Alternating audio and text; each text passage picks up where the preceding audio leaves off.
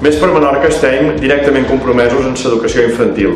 Pensam que la intenció del govern de regular una doble xarxa, per una banda una educativa i per altra una assistencial de 0 a 3 anys, no és una bona solució perquè pot hipotecar, posa en risc la feina feta a Menorca durant 30 anys a favor del model integrat i coherent d'escoletes infantils.